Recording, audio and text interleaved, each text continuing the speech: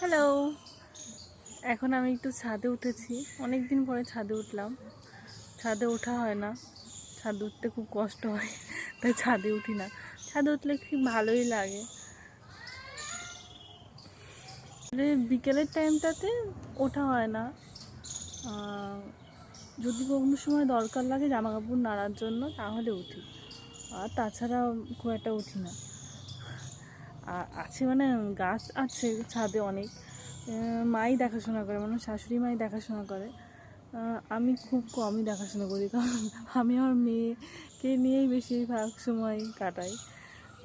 এর জন্য আমার গাছের দিকে আর সময় দেওয়া হয় না।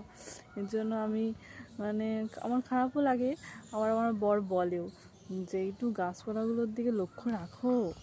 তো তখন আমি বলি কী করব, সবসময় মনেও থাকে না, যখন মনে থাকে তখন তো আর সময় হয় না, এই আর কি।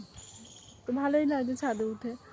তোমাদের ছাদে কার কার ভালো লাগে অবশ্যই কমেন্ট করে জানিও। টাটা।